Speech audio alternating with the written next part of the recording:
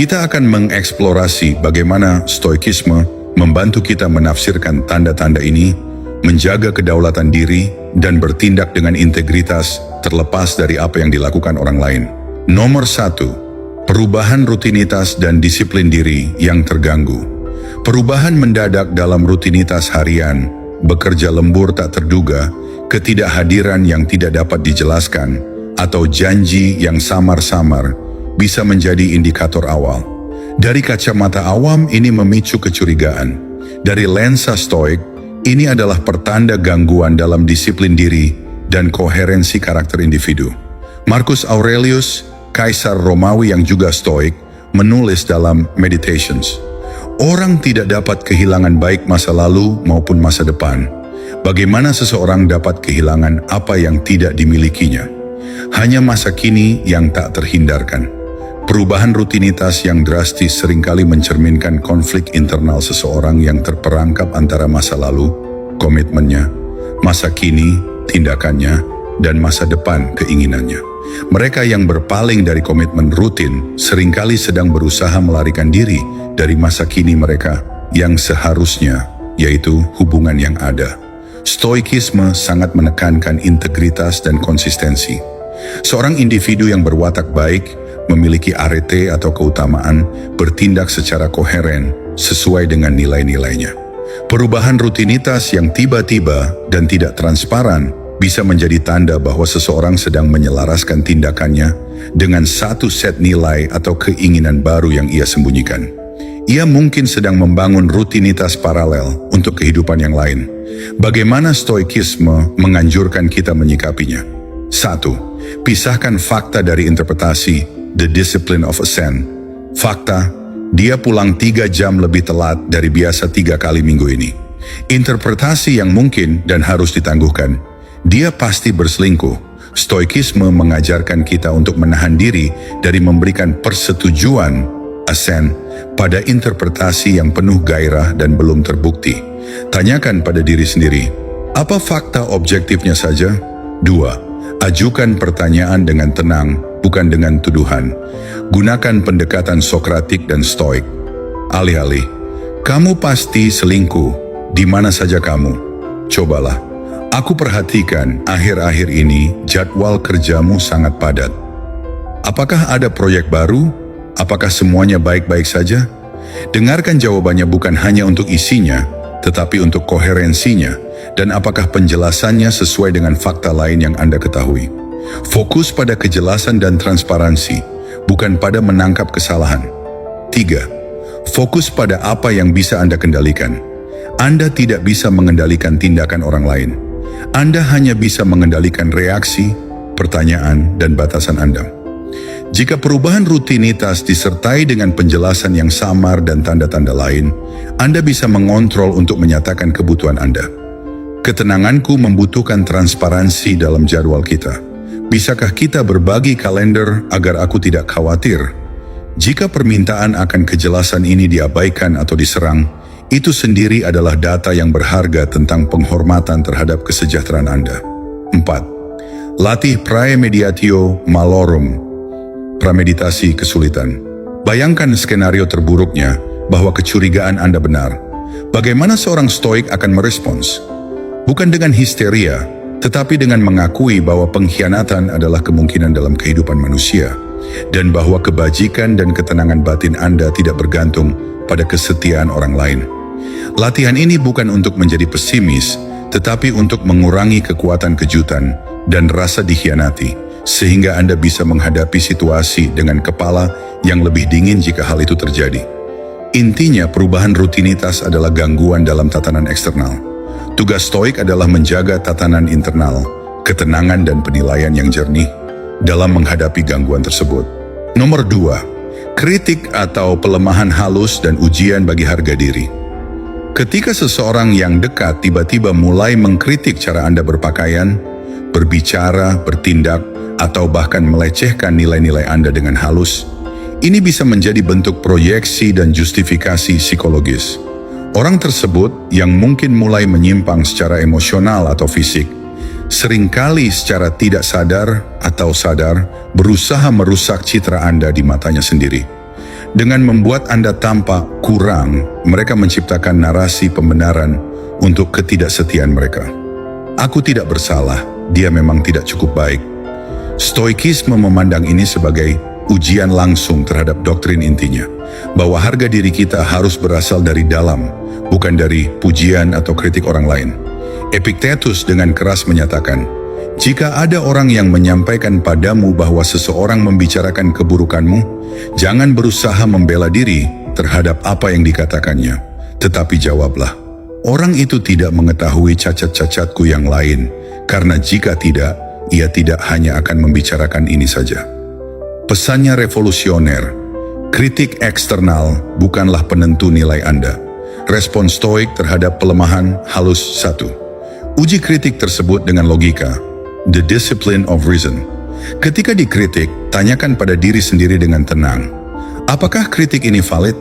Apakah berasal dari seseorang yang benar-benar peduli pada perbaikan diriku, seperti guru stoik yang baik, atau dari seseorang yang tampaknya sedang mencari kesalahan? Jika kritik itu konstruktif dan benar, terimalah dengan rendah hati. Itu adalah kesempatan untuk berlatih kebajikan. Jika kritik itu tidak adil, menghina, dan berulang, kenalilah itu sebagai bukan tentang Anda, tetapi tentang mereka. Itu adalah cerminan dari kegelisahan dan rasa bersalah mereka.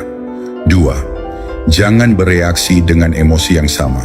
Pelemahan sering dirancang untuk memancing reaksi, amarah, ketidakamanan, permohonan. Reaksi emosional Anda memberi mereka lebih banyak bahan untuk menyalahkan Anda. Lihat betapa dramatisnya dia. Stoikisme menganjurkan apatia, bukan apati, tetapi ketiadaan gairah yang merusak. Tanggapi dengan tenang dan tegas. Komentarmu tentang penampilanku terdengar agak keras. Ada sesuatu yang ingin kamu bicarakan tentang perasaanmu? Ini mengalihkan fokus kembali ke motivasi dan perilaku mereka. 3. Kembalikan ke prinsip kebajikan, virtue.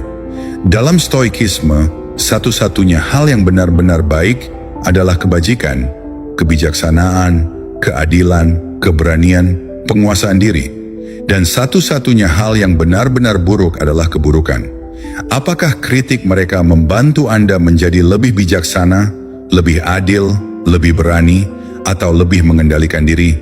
Jika tidak, maka itu adalah hal yang tidak diinginkan. Dispreferred indifferent. Itu tidak memiliki kekuatan sebenarnya atas kesejahteraan moral Anda. Anda bisa memilih untuk mengabaikannya secara internal, meskipun Anda mungkin perlu menanganinya secara eksternal. 4. Praktik amor fati, mencintai takdir, terhadap karakter orang lain. Terimalah bahwa orang ini saat ini menunjukkan karakter yang suka mengkritik dan melemahkan. Itu adalah realitasnya. Berjuang melawan realitas ini dengan berharap mereka kembali seperti dulu hanya akan menyiksa Anda. Terima fakta tentang mereka saat ini. Kemudian putuskan dengan tenang. Dengan karakter seperti yang ditunjukkannya sekarang, apakah hubungan ini masih selaras dengan kebajikan dan ketenanganku? Tindakan Anda selanjutnya harus didasarkan pada penilaian yang jernih ini, bukan pada kenangan masa lalu. Dengan demikian, tanda ini menguji apakah sumber harga diri Anda adalah eksternal, penerimaan mereka, atau internal, integritas dan kebajikan Anda sendiri. Stoikisme melatih Anda untuk memilih yang terakhir. Nomor 3, peningkatan kerahasiaan dan penjagaan diri stoik terhadap batasan.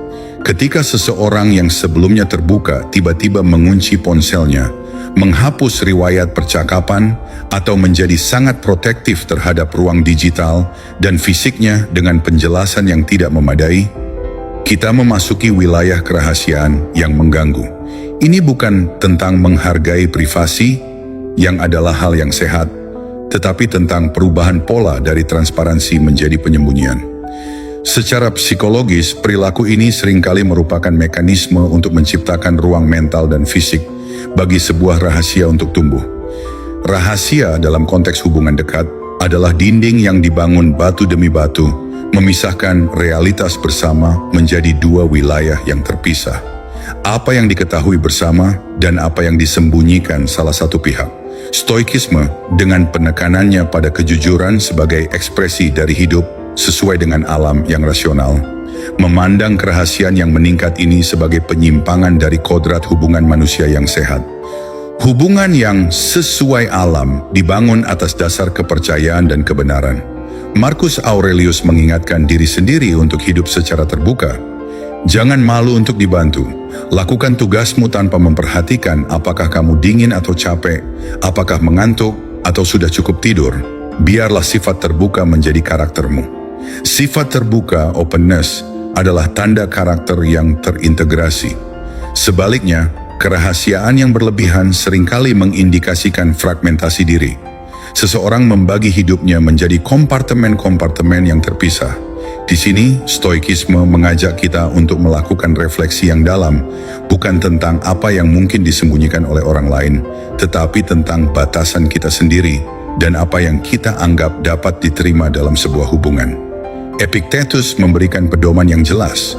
Apa yang bukan milikmu, jangan klaim sebagai milikmu. Ponsel dan pikiran orang lain bukan milik kita.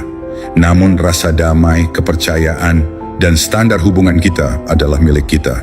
Tugas stoik bukanlah membongkar password atau memata-matai, tetapi dengan tenang mengamati perilaku yang berubah ini sebagai data, dan kemudian memutuskan dengan bijaksana apakah perubahan ini masih sejalan dengan perjanjian hubungan yang kita jalani. Respon yang stoik dimulai dengan membedakan dengan tajam antara apa yang berada dalam kendali kita dan apa yang tidak. Kita tidak dapat mengendalikan keinginan orang lain untuk merahasiakan sesuatu. Kita sama sekali tidak memiliki kendali atas itu.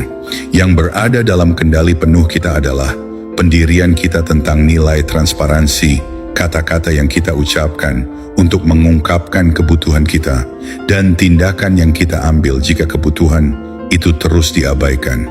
Seorang stoik akan menghindari dramatisasi atau tuduhan, alih-alih bertanya dengan penuh curiga, apa yang kau sembunyikan? Kita bisa merumuskan pernyataan tentang pengamatan dan kebutuhan kita sendiri. Aku memperhatikan bahwa belakangan ini ponselmu selalu tertutup dan kamu sering menghapus pesan. Perilaku ini membuat rasa percayaku goyah. Bagiku, kepercayaan dibangun di atas keterbukaan. Bisakah kita membicarakan ini?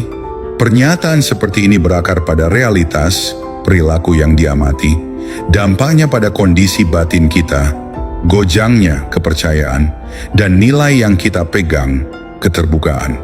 Ini adalah undangan untuk dialog yang jujur, bukan interogasi. Jika undangan ini ditolak, disangkal, atau dihadapi dengan kemarahan yang tidak proporsional, data itu sendiri telah memberikan kejelasan lebih lanjut. Kita kemudian dihadapkan pada pilihan stoik berikutnya. Dapatkah kita mempertahankan ketenangan batin, ataraxia, dan kebajikan, arete, kita, khususnya kebijaksanaan dan keadilan terhadap diri sendiri, sementara terus berada dalam hubungan di mana tembok kerahasiaan dibangun semakin tinggi? Jawabannya sangat personal, tetapi stoikisme akan selalu menuntun kita untuk memilih keutamaan batin kita di atas ilusi kenyamanan eksternal. Pada akhirnya, kerahasiaan orang lain adalah milik mereka, tetapi memilih tetap berada dalam kabut, kerahasiaan yang mengikis kedamaian jiwa adalah pilihan kita, dan itulah hal yang harus kita kendalikan. Nomor 4, jarak emosional yang tiba-tiba dan kedaulatan atas dunia batin sendiri.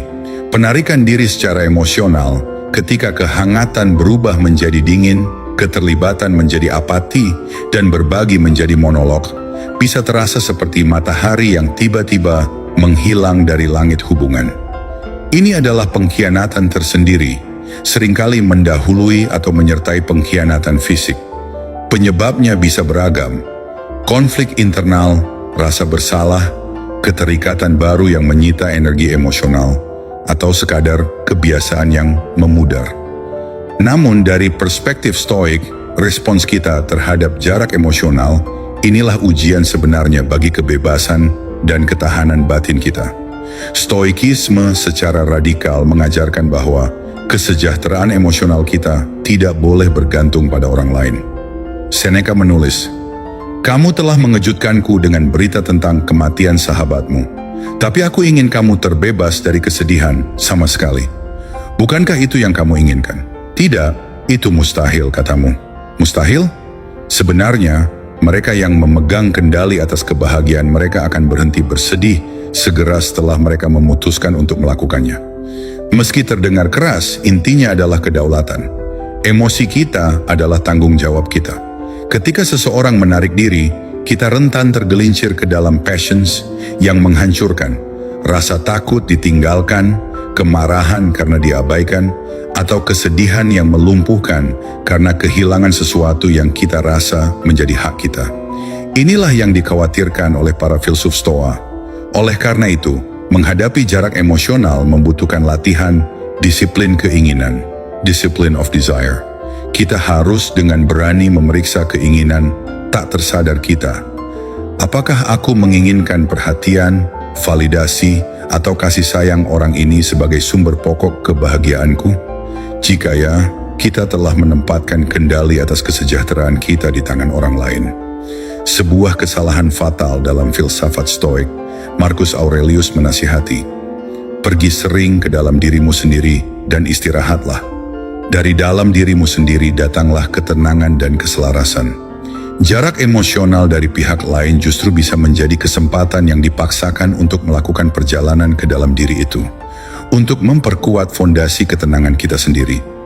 Ini tidak berarti kita menjadi dingin atau pasif. Seorang stoik akan bertindak dengan keberanian dan kejelasan. Pertama, kita mengamati fakta tanpa dramatisasi. Dia tampak lebih pendiam dan kurang tertibat akhir-akhir ini. Kedua, kita berkomunikasi dari tempat yang tenang, bukan dari kepanikan. Aku merasakan ada jarak antara kita. Aku ingin tahu apa yang terjadi di pikiranmu. Apakah ada yang ingin kamu bicarakan? Ini adalah undangan, bukan tuntutan.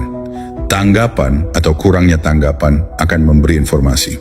Jika pihak lain memilih untuk tetap tertutup, kita kemudian berlatih menerima hal itu sebagai realitas yang tidak dapat kita kendalikan.